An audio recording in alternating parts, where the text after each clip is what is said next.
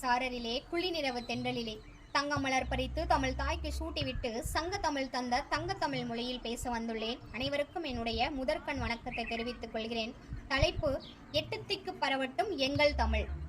அகத்தியன் தொட்டிலிட்டு தொல்காப்பியன் தாளாட்டி கம்பன் சீராட்டி மூவேந்தர் பாராட்டி வருடங்கள் 2000 கடந்தாலும் கன்னி தமிழாய் செந்தமிழாய் வாழ்ந்து கொண்டிருக்கும் என் தாய்மொழியாம் அன்னை மொழி. கல் தோன்றி மண் தோன்றா காலத்தை வாளோடு முன் தோன்றிய மூத்த குடி எங்கள் தமிழ் மொழி. எந்த மொழிக்கும் இல்லாத சிரிப்பு தமிழ் என்ற ஒற்றை வார்த்தையில் வல்லினம் மெல்லினம் இடையினம் என்ற 3 இனத்தையும் கொண்ட ஒரே மொழி எங்கள் தமிழ் மொழி. இலக்கியம் என்றும் சஞ்சீவியால் தான் தமிழ் மொழி இன்றளவும் சிரஞ்சீவியாக வாழ்ந்து கொண்டிருக்கிறது. 12 திருமுறைகள், 4000 திவ்ய பிரபந்த நூல்கள் பக்தி எனும் இலக்கிய மனத்தை பரப்பிக் கொண்டிருக்கின்றன. உலக பொதுமறையாம் வள்ளுவர் எழுதிய திருக்குறள் பல மொழியினருக்கு வழிகாட்டி நூலாக திகழ்ந்து கொண்டிருக்கிறது. பல மொழிகளையும் கற்கவும் பேசவும் தெரிந்த மகாகவி பாரதியார் கூறினார், யாமறிந்த மொழிகளிலே தமிழ் மொழி போல் இனிதாவது எங்கும் காணோம் என்றார்.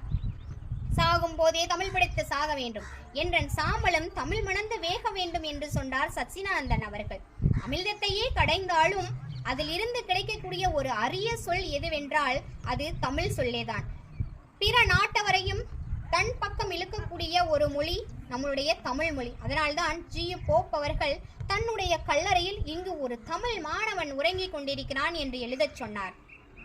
திராவிட ஒப்பிலக்கணம் தந்த கால்டுவெல், சதுரகராதி தந்த வீரமாமுனிவர்கள் தமிழ் மனத்தை பரவத் தொடங்கியவர்கள். விக்டோரியா மகாராணி அவர்கள் காலையில் எழுந்தவுடன் முதலில் படிக்கக்கூடிய ஒரு நூல் எதுவென்றால் அது திருக்குறள் தான். ஒரு மொழிக்காக மாநாடு நடத்திய ஒரு நாடு என்றால் அது மலேசியா. அங்கு பேசக்கூடிய மக்களுடைய முதல் மொழி தமிழ் மொழிதான். நாம் பெருமைப்பட வேண்டிய ஒன்று. செம்மொழி என்று தகுதி பெற்ற முதல் மொழி நம்முடைய தமிழ் மொழி. ஆண்டுதோறும் பிப்ரவரி 21ஆம் நாள் உலக தாய்மொழி தினமாக கொண்டாடப்படுகிறது. அது மட்டுமல்ல, ஒரு மொழிக்காக கோவில் கட்டி வழிபடக்கூடிய ஒரு நாடு எது என்றாலும் நம்முடைய அது தமிழ்நாடு தான். மகாகவி பாரதியார் சொன்னார், செந்தமிழ் நாடென்னும் போதினிலே இன்பத்தேன் வந்து பாயுது காதினிலே, தந்தைய நாடென்னும் பேச்சினிலே இந்த சக்தி பிறக்குது மூச்சினிலே என்றார்.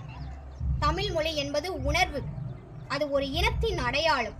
இன்றைய தலைமுறையினர் அதை புரிந்து கொள்ள வேண்டும். பல தொழில்நுட்பங்கள் வளர்ந்தாலும் தமிழ் மொழிக்கு என்றும் அழிவு கிடையாது. காலத்திற்கேற்க தன்னை புதுப்பித்துக் கொள்ளக்கூடிய ஒரு மொழி என்றால் நம்முடைய தமிழ் மொழிதான். நரைக்கூடி கிளைப்பருவம் மீதி கொடுங்கோட்கிரையான் பின் மாயும் பல வேடிக்கை மனிதர்கள் போல நான் வீழ்வேன் என்று நினைத்தாயோ. தமிழ் மொழிக்கு என்றும் அழிவு இல்லை, என்றும் மங்காது குன்றாது. வீழ்வது நாமாயினும் வாழ்வது தமிழாக இருக்கட்டும். பேச வாய்ப்பளித்தமைக்கு நன்றி கூறி விடைபெறுகிறேன். நன்றி, வணக்கம்.